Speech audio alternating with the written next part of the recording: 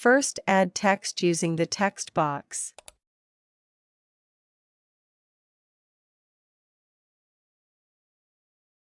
Now select the text and increase the text size. And apply bold font.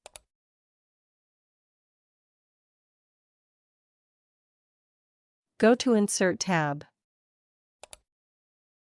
In Pictures, select the picture and click Insert. Click and drag the image to cover the text. Now select the entire slide